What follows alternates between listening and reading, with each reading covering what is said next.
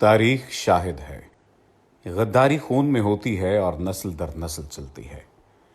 یاد رہے کہ تاریخ جھوٹ نہیں بولتی۔ قیام پاکستان کے کچھ علاقوں میں عوامی ریفرنڈم کروانے کا فیصلہ کیا گیا، جس میں عوام کی اکثریت نے پاکستان کے ساتھ الحاق کو ترجیح دی۔ بلوچستان میں البتہ گوروں نے یہ اصول اپنانے سے انکار کر دیا، کیونکہ انگریز چاہتا تھا کہ بلوچستان آزاد حیثیت میں قائم رہے تاکہ بر صغیر سے انخلا کے فوری بعد انگریز اپنی گورننس وہاں منتقل کر دے اور پھر وہاں بیٹھ کر بتدریج خطے کا کنٹرول دوبارہ حاصل کر سکے۔ چنانچہ بلوچستان میں عوامی ریفرنڈم کی بجائے وہاں کے شاہی جرگے کے اکثریتی ووٹ کی بنا پر فیصلہ کرنے کا اعلان کر دیا گیا۔ یہ نہایت حساس معاملہ تھا۔ اگر شاہی جرگہ الحاق کی پاکستان سے انکار کر دیتا تو پاکستان کی جغرافیائی پوزیشن بہت کمزور ہو جاتی۔ شاہی جرگے کے متعلق جان لیں۔ بلوچستان کے کچھ علاقے بشمول کوئٹہ، پشتین تو برطانوی ریاست کے زیر انتظام تھے، لیکن دوسرے علاقے بشمول ریاست کلات، ریاست خاران، ریاست مکران، ریاست لسبیلا وغیرہ آزاد ہوا کرتے تھے۔ بلوچستان کے معاملات چلانے کے لیے انگریز نے ان علاقوں کے قبائلی سرداروں پر مشتمل ایک جرگہ بنا رکھا تھا، جسے شاہی جرگہ کہا جاتا تھا، جس کا صدر agent to governor general of British India ہوتا تھا اور عام طور پر انگریز کا وفادار سمجھا جاتا تھا۔ جب الحاق پاکستان کا معاملہ شاہی جرگے میں جانے کا فیصلہ ہوا تو کانگریس اور انگریزوں کو اطمینان ہو چکا تھا کہ جرگے کا اکثریتی فیصلہ ان کی مرضی کے مطابق آئے گا۔ یہ صورتحال چند قبائلی لیڈروں کے لیے قابل قبول نہ تھی، کیونکہ وہ پاکستان کے ساتھ الحاق چاہتے تھے۔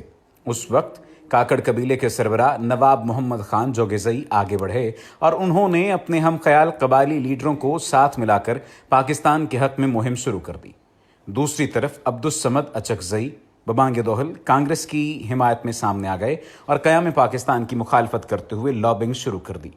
نواب جوگیزئی کا ساتھ دینے کے لیے جمالی قبیلے کے میر جعفر خان جمالی آگے آئے اور انہوں نے بھی پاکستان کے حق میں کیمپین شروع کر دی۔ دوسری طرف عبدالصمد اچکزئی نے جرگے کے سرداروں سے کہنا شروع کر دیا کہ اگر پاکستان کے ساتھ نہیں جاتے تو ہندوستان کی حکومت جرگے کو فی الفور 18 کروڑ روپے نقد اور سالانہ 4.5 کروڑ روپے بطور سپورٹ فنڈ دیا کرے گی۔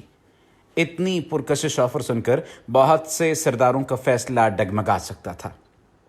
چنانچہ نواب جوگیزئی اور نواب جمالی نے بھرپور کیمپین شروع کی اور ہر سردار کے پاس جا کر قیام پاکستان کے حق میں ووٹ دینے کی سفارش کرنا شروع کر دی۔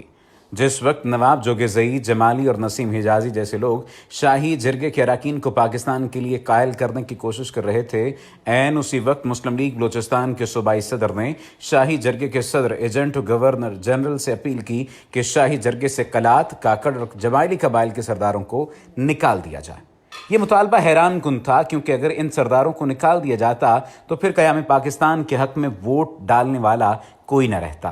ریفرنڈم کی تاریخ 29 جون کو طے ہوئی تھی اور اس وقت تک نواب جوگیزئی اپنے ساتھ اچھی خاصی حمایت اکٹھی کر چکے تھے، لیکن بلوچستان مسلم لیگ کے صوبائی صدر کی درخواست کا جائزہ لینے کے لیے شاہی جرگہ صدر نے 28 جون کی رات اعلان کر دیا کہ 29 جون کے اعلان میں صرف وائسرائے کا پیغام پڑھ کر سنایا جائے گا اور ووٹ 3 جولائی کو ڈالا جائے گا۔ اس کا مقصد یہ تھا کہ اگلے چند دنوں کے اندر جرگے کی کمپوزیشن تبدیل کی جا سکے۔ نواب جوگیزئی، نسیم حجازی اور جمالی کو سازش کی بھنک پڑ چکی تھی اور وہ اس تمام تر معاملے کو کسی نہ کسی حد تک جان چکے تھے۔ چنانچہ انہوں نے فیصلہ کیا کہ اگلے دن وائسرائے کا پیغام پڑھنے کے فوراً سب قبائلی سردار کھڑے ہو کر پاکستان میں شمولیت کا اعلان کر دیں گے۔ اگلے دن 29 جون کو اجلاس شروع ہوا، وائسرائے کا پیغام پڑھا گیا اور اس کے فوراً بعد جوگیزئی، جمالی، کاکڑ اور دوسرے قبائل کے سرداران اپنی جگہ سے کھڑے ہوئے اور پاکستان میں شمولیت کا اعلان کر دیا۔ یہ عام بات نہیں تھی۔ 65 کے جرگے میں 40 سے زائد سرداران نے جب یہ اعلان کر دیا تو پھر 3 جولائی کے اجلاس کی اہمیت ختم ہو گئی اور یوں اللہ کی مہربانی سے بلوچستان پاکستان کا حصہ بن گیا۔